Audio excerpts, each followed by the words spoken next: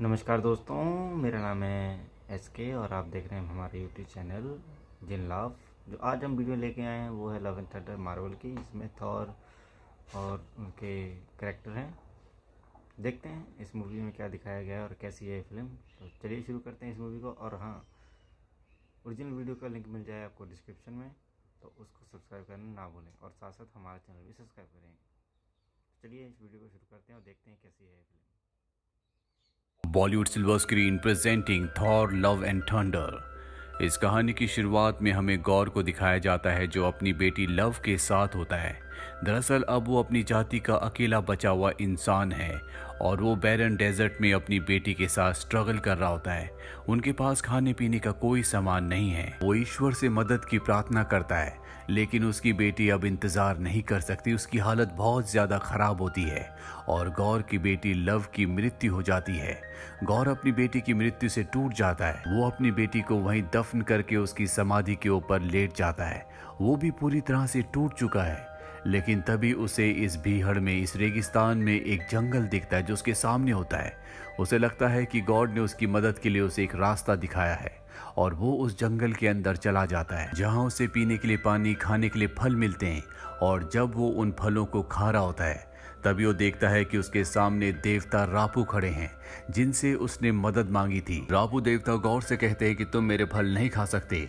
गौर कहता है कि मैंने आपसे मदद मांगी थी और आप शायद मेरी मदद करने के लिए यहाँ पर आए हैं। वो कहते हैं कि नहीं, मैंने एक नेक्रोसोर्ड को मारा है, इसीलिए मैं आज खुश हूँ। लेकिन यहाँ पर गौर बहुत दुखी होता है क्योंकि उसकी बेटी अब इस दुनिया में नहीं रही। वो देवता रापू से कहता है कि हमारी पूरी की पूरी जाति खत्म हो चुकी है। मैं अपनी जाति का अकेला बचा हूँ जो आपको पूजता हूँ। अगर मैं भी मर गया तो आपको पूजने वाला कोई नहीं रहेगा। अभी कुछ देर पहले मेरी बेटी भी मारी गई। मैंने आपसे मदद की गुहार लगाई थी, लेकिन आप सही वक्त पर नहीं आए। देवता रापू कहते हैं कि अगर तेरी बेटी मारी गई तो इसमें कोई दुख करने की बात नहीं है। वैसे भी देवताओं को खुश करने के लिए इंसानों की बलि दी जाती है। ये सुनकर गौर को बहुत गुस्सा आता है और यहाँ पर जो नेक्रोसोर्ड की तलवार होती है वो उससे देवता को मार देता है और कहता है कि कोई भी देवता पूजनीय नहीं है। जब भी हमें मदद की जरूरत होती है तो कोई हमारी मदद करने के लिए नहीं आता और आज से जो भी देवता मेरे सामने आएगा मैं उसे मार दूंगा। सभी देवता मेरे दुश्मन हैं। वहीं दूसरी तरफ हमें थॉर को दिखाया जाता है जो गार्डियंस ऑफ द गैलेक्सी में शामिल हो गया था, लेकिन वो हमेशा जेन को याद करता है जिससे वो कभी प्यार करता था। पर अब वो दोनों अलग हो चुके हैं और अब थॉर पूरी दुनिया से अलग एक साधु, एक संत की जिंदगी जीता है। और जब भी उसे गार्डियंस ऑफ द गैलेक्सी की टीम बुलाती है तो वो उनका साथ देने के लिए चला जाता है। एक बार फिर से उसके पास पीटर क्विल आता है और कहता है कि हमें तुम्हारी जरूरत है। वो उनकी मदद करने के लिए युद्ध में पहुंच जाता है जहां वो अपनी शक्तियों का इस्तेमाल करके इस युद्ध को जीत जाता है। वहीं दूसरी तरफ हमें जेन फोस्टर को दिखाया जाता है जो थॉर से 8 साल पहले अलग हो गई थी और अब वो एक प्रोफेसर लेक्चरर है, लेकिन उसे बहुत ही खतरनाक बीमारी है और बहुत जल्द उसकी मृत्यु होने वाली है। अब एक दिन जेन फोस्टर को एक किताब दिखती है जो कि वाइकिंग्स की होती है और जब वो इस किताब को पढ़ती है तो इसमें थॉर के हथौड़े के बारे में भी लिखा होता है जो कि अब टूट चुका है। वहीं थॉर को दिखाया जाता है जो गार्डियंस ऑफ द गैलेक्सी की टीम के साथ है और तभी उन्हें पता चलता है कि इस ब्रह्मांड में बहुत सारे ऐसे प्लैनेट्स हैं जो उन्हें मदद के लिए बुला रहे हैं। वो गार्डियंस ऑफ द गैलेक्सी से एक ही बात कह रहे होते हैं कि हमारे देवताओं को मार दिया गया है। और तभी एक वीडियो क्लिप में थॉर अपनी बचपन की दोस्त सिफ को देखता है जो बचपन में उसके साथ एसगार्ड में रहा करती थी। थॉर कहता है कि हमें उनके प्लेनेट को, उनकी दुनिया को बचाने के लिए जाना होगा। पीटर क्विल कहता है कि बहुत सारे प्लैनेट्स को हमारी जरूरत है, क्यों ना हम अलग लग जाएं। थॉर को उसकी बात अच्छी लगती है और वो अपने दोस्त गौर के साथ सिफ के प्लेनेट में पहुंच जाता है। वो देखता है कि वहां पर इनके देवता को मार दिया गया है। सिफ भी बहुत बुरी तरह से जख्मी होती है। वो थॉर को बताती है कि जिसने हमारा ये हाल किया है अब उसका अगला टारगेट एसगार्ड है। वो एसगार्ड को खत्म करने के लिए जा रहा है और एसगार्ड अब धरती पर है क्योंकि जब एसगार्ड पूरी तरह से तबाह हो गया था तो उसके बाद एसगार्ड के जितने भी लोग थे वो सब अर्थ पर आ गए थे जहां पर वो इंसानों के साथ घुल मिल कर रहते हैं और इनकी जो नई किंग है उसका नाम है वेलकरी। दूसरी तरफ हमें गौर को दिखाया जाता है जो अब बहुत शक्तिशाली हो गया है। उसके पास जो नेक्रो सोर्ड होती है उसने उसे बहुत शक्तियां दी होती है। उसको देखकर ही लगता है कि उससे ताकतवर शायद अब कोई भी नहीं है और वो अपनी नेक्रो सोर्ड से यहाँ पर बहुत सारे दानव को बना देता है, जिसके बाद वो सब के सब एसगार्ड के ऊपर यानी कि अर्थ के ऊपर हमला कर देते हैं। वेलकरी उन सब का सामना करती है और अब यहाँ पर थॉर भी आ जाता है। ये सब के सब उनसे लड़ रहे होते हैं और इसी लड़ाई के बीच में यहाँ पर आती है जेन फॉस्टर जो कि अब माइटी थॉर के रूप में है। दरअसल जब उसने किताब में थॉर के हथौड़े मायोनीर के बारे में पढ़ा था तो उसमें लिखा था कि जो भी उस हथौड़े को उठाता है उसकी सारी बीमारियां ठीक हो जाती हैं। जिसके बाद वो एसगार्ड गई थी जहाँ उसने देखा था कि थॉर का हथौड़ा टूटा हुआ है जो कि उसकी बहन हेला ने तोड़ दिया था। पर जब वो उसके पास गई तो उसके अंदर हलचल होना शुरू हो गई और अगले पल वो हथौड़ा जुड़ गया और जब उसने उस हथौड़े को उठाया तो उसकी सारी बीमारियां ठीक हो गई। जिसके बाद वो बन गई माइटी थॉर। थॉर का हथौड़ा उसे देखकर इसलिए अपने आप ही जुड़ गया क्योंकि थॉर ने कभी अपने मायोनीर को यानी कि हथौड़े को कहा था कि तुम्हें हमेशा जेन फोस्टर का ध्यान रखना है और ये बात अब तक उस हथौड़े को याद थी। और जब उसने देखा कि जेन फोस्टर को उसकी जरूरत है तो वो अपने आप ही जुड़ गया, जिसे उठाने के बाद जेन फोस्टर बन गई माइटी थॉर और अब वो थॉर के साथ मिलकर गौर की सेना से लड़ना शुरू कर देती है। गौर अपने एक मॉन्स्टर की मदद से इस गार्ड के बच्चों को अपने साथ उठाकर ले जाता है। हालांकि थॉर उसे रोकने की कोशिश करता है लेकिन वो ऐसा नहीं कर पाता। दरअसल गौर को थॉर का स्ट्रॉम ब्रेकर चाहिए क्योंकि वो किसी भी दुनिया का रास्ता खोल सकता है। वहीं एसगार्डियंस को दिखाया जाता है जो अपने बच्चों के लिए परेशान होते हैं। थॉर उनसे कहता है कि मैं उन बच्चों को किसी भी कीमत पर वापस लाऊंगा। वेलकरी थॉर को बताती है कि गौर के पास नेक्रो सोर्ड है। जेन फोस्टर पूछती है कि ये नेक्रो सोर्ड क्या है। थॉर बताता है कि ये एक ऐसी तलवार है जिससे वो देवताओं को मार सकता है, साथ ही कई सारे मॉन्स्टर्स को पैदा भी कर सकता है। ये तलवार बहुत खतरनाक है जो अलग अलग समय में अलग अलग मास्टर्स को चुनती है और इस वक्त उसने गौर को चुना है और जिसे भी तलवार चुनती है वो पूरी तरह से अपनी अच्छाई को खो देता है। अब ये बातें कर ही रहे होते हैं कि तभी हाइमदाल का बेटा जिसे गौर अपने साथ उठा कर ले गया है उसकी एक होलोग्राफिक इमेज यहाँ पर आती है क्योंकि उसके अंदर शक्तियां हैं। थॉर उसे कहता है कि तुम कहाँ पर हो। वो कहता है कि मुझे नहीं पता, मैं अपनी शक्तियों को अच्छे से इस्तेमाल नहीं कर सकता। थॉर कहता है कि तुम्हें फोकस करना होगा और जब वो फोकस करता है तो थॉर उस तक पहुंच जाता है। थॉर से कहते हैं कि हमें यहाँ से ले जाओ, यहाँ पर बहुत अंधेरा है। थॉर कहता है कि मैं असली में यहाँ पर नहीं हूँ, सिर्फ मेरा दिमाग यहाँ पर है।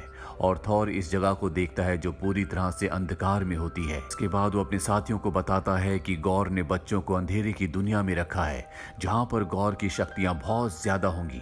इसीलिए हमें एक पूरी टीम की जरूरत है ताकि हम गौर को हराकर बच्चों को वापस ले आएं। और अब ये अपनी टीम को बड़ा करने के लिए चारों के चारों देवताओं की दुनिया में जाते हैं जहाँ पर इनकी बात को कोई भी सीरियसली नहीं लेता। और तभी यहाँ पर देवताओं के देवता ज़्यूस आते हैं जिन्हें थॉर बताता है कि अलग अलग देवताओं को मारा जा रहा है और हमें किसी भी तरह से गौर को खत्म करना होगा। पर ज़्यूस उसकी मदद करने से मना कर देते हैं। इसके बाद इन्हें समझ में आ जाता है कि इन्हें किसी भी तरह से ज़्यूस के हथियार जिसे थंडरबोल्ट कहा जाता है जिसके अंदर असीम शक्तियां हैं उसे हासिल करना होगा, तभी ये गौर को हरा सकते हैं। जिसके बाद ये सब के सब थंडरबोल्ट को हासिल करने के लिए देवताओं से लड़ना शुरू कर देते हैं और ज़्यूस को गुस्सा आ जाता है। ज़्यूस अपने सबसे खतरनाक हथियार थंडरबोल्ट से गौर की बॉडी को चकनाचूर कर देते हैं। इसके बाद वो थॉर के ऊपर भी हमला करते हैं, लेकिन थॉर खुद भी एक देवता है इसीलिए वो उनके हथियार थंडरबोल्ट को पकड़ लेता है और वापस ज़्यूस पर हमला करता है जिससे ज़्यूस जख्मी हो जाते हैं। और अब ये सब के सब थंडरबोल्ट को लेकर यहाँ से निकल जाते हैं और उस प्लेनेट तक पहुंच जाते हैं जहां पर कॉर्ग है जो पूरी तरह से अंधेरे में डूबा हुआ है। ये पूरे प्लेनेट पर बच्चों को ढूंढने की कोशिश करते हैं लेकिन इन्हें बच्चे कहीं भी नहीं मिलते।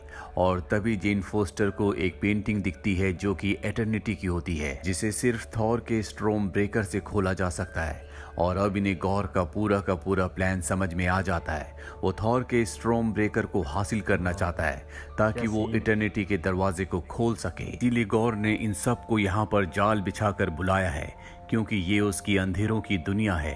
और अगले पल इनके सामने गौर आ जाता है। अब गौर के बीच में और इन सब के बीच में फाइट होना शुरू हो जाती है। गौर इन सब के ऊपर हावी हो रहा होता है क्योंकि ये गौर की अंधेरे की दुनिया है जिसके चलते वो वेलकरी को घायल कर देता है। थॉर को समझ में आ जाता है कि अगर उसे वेलकरी को और अपने बाकी साथियों को बचाना है तो उसे यहाँ से निकलना पड़ेगा।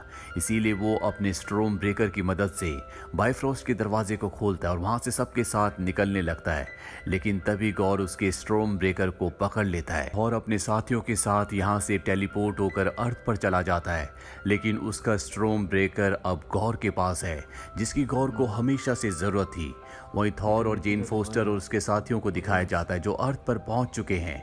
यहाँ पर जेन फोस्टर की हालत बहुत ज्यादा खराब हो चुकी है और जब उसे हॉस्पिटल ले जाया जाता है तो थॉर को पता चलता है कि उसको बहुत ही खतरनाक बीमारी है, कुछ ही दिनों में उसकी मृत्यु हो जाएगी। थॉर को ये भी पता चलता है कि अगर जेन फोस्टर थॉर के म्योनीर को उठाएगी तो वो उसे शक्ति तो देगा, लेकिन जब वो अपने इंसानी रूप में आएगी तो वो और भी कमजोर हो जाएगी। इसीलिए थॉर जेन फोस्टर से कहता है कि तुम अब म्योनीर को कभी मत उठाना और खुद वो उस जगह चला जाता है जहां पर गौर है। गौर को दिखाया जाता है जो थॉर के स्टॉर्म ब्रेकर से एटर्निटी के दरवाजे को खोल रहा होता है और तभी थॉर यहाँ पहुंच जाता है जिसके पास ज़्यूस का थंडर बोल्ट है। इन दोनों के बीच में फाइट होना शुरू हो जाती है। वहीं थॉर का जो स्टॉर्म ब्रेकर होता है वो एटर्निटी के दरवाजे को खोल रहा होता है और एक बार अगर दरवाजा खुल गया तो गौर जो चाहे वो मांग सकता है और गौर सभी देवताओं का सर्वनाश मांगेगा। इसीलिए थॉर किसी भी कीमत पर उसे रोकना चाहता है, पर गौर ने अपनी तलवार से यहाँ पर अब बहुत सारे डीमंस को पैदा कर दिया है। इसीलिए थॉर अपनी सारी शक्तियां उन सभी बच्चों को भी दे देता है जो यहाँ पर होते हैं और बच्चे भी डीमंस के ऊपर हमला कर देते हैं क्योंकि उनके अंदर अब थॉर की शक्तियां हैं। थॉर को दिखाया जाता है जो गौर से लड़ रहा होता है, पर गौर उससे भी ज्यादा शक्तिशाली है, इसीलिए थॉर पर पूरी तरह से हावी हो रहा होता है। और तभी यहाँ पर आ जाती है जेन फोस्टर जो कि माइटी थॉर है। उसने एक बार फिर से म्योनीर को उठा लिया है।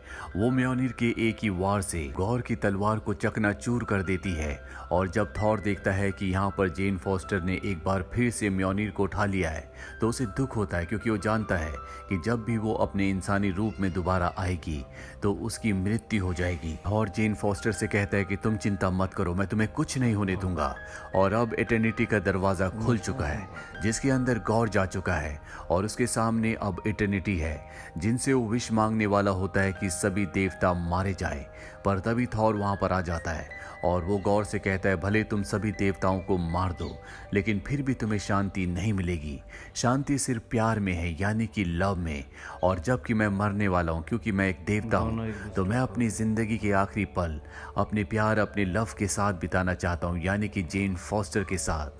लव वर्ड सुनने के बाद यहाँ पर गौर को अपनी बेटी की याद आती है जिसका नाम लव था, जो कि अब मारी जा चुकी है। वो एटर्निटी से कहता है कि मैं किसी भी देवता को नहीं मारना चाहता, मुझे मेरी बेटी वापस दे दो। जिसके बाद उसकी बेटी जिंदा हो जाती है और अगले पल दिखाया जाता है कि गौर अपनी बेटी की गोद में है। दरअसल वो इतने वक्त से नेक्रोसोर्ड तलवार को इस्तेमाल कर रहा था जिससे अब वो कमजोर हो चुका है। उसकी जिंदगी का आखिरी पल है लेकिन उसे अपनी बेटी की गोद में बहुत अच्छा लग रहा होता है। वहीं दूसरी तरफ थॉर को दिखाया जाता है जिसकी गोद में जेन फोस्टर है, जिससे थॉर बहुत प्यार करता है और जेन फोस्टर उसकी गोद में अपना दम तोड़ देती है। दूसरी तरफ गौर को भी इस बात की चिंता होती है कि उसके जाने के बाद उसकी बेटी का ध्यान कौन रखेगा। तभी वहां पर थॉर आता है और कहता है कि तुम चिंता मत करो, तुम्हारे बाद मैं तुम्हारी बेटी का हमेशा ध्यान रखूंगा। जिसके बाद गौर की भी मृत्यु हो जाती है। अंत में दिखाया जाता है कि थॉर और सभी बच्चे अब वापस अर्थ पर आ चुके हैं, जहां पर वेलकरी अर्थ पर यानी कि न्यू एस्गार्ड में उन सभी बच्चों को ट्रेनिंग देती है। साथ ही थॉर गौर की बेटी को अपनी बेटी की तरह रखता है। थॉर को उसका म्योनीर यानी कि हथौड़ा मिल चुका है, इसीलिए वो अपने सबसे खतरनाक हथियार स्टॉर्म ब्रेकर को अपनी यानी कि गौर की बेटी को दे देता है जिसका नाम लव है। जिसके बाद ये गैलेक्सी में अलग अलग जाकर कमजोर लोगों की मदद करते हैं, इसीलिए इनका नाम पड़ जाता है love and thunder. Mid credit scene में हमें ज़्यूस को दिखाया जाता है जो जख्मी होता है और वो अपने लोगों से कहता है कि बहुत जल्दी मेरा बेटा हरक्यूलिस आएगा और वो थॉर का खात्मा कर देगा, क्योंकि अब ज़्यूस थॉर से बदला लेना चाहता है। वहीं एंड क्रेडिट सीन में हमें जेन फोस्टर को दिखाया जाता है जो मरने के बाद वेलहेला पहुंच गई होती है।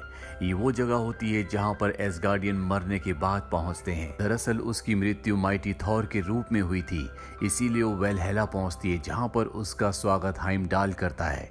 इसी के साथ ये कहानी यहीं पर खत्म हो जाती है। ये फिल्म ईयर 2022 में रिलीज हुई थी। IMDb पर इसकी रेटिंग है 6.4। उम्मीद करते हैं कि ये कहानी आपको पसंद आई होगी। दोस्तों वीडियो ख़त्म हो चुका है, तो उम्मीद करता हूँ आपको वीडियो बहुत पसंद आया होगा। और इस बंदे की आवाज़, जो इस वीडियो में इस बंदे की आवाज़ है, मैं कहता हूँ फैबुलस आवाज़ है। ऐसी आवाज़ भगवान सबको दे। और don't forget to subscribe this guy channel Bollywood silver screen and also subscribe our channel gin love. तो इसके साथ दोस्तों वीडियो ख़त्म करते हैं और नेक्स्ट वीडियो का पार्ट लेके आएंगे बहुत ही जल्दी। तो सी यू सून, गुड बाय।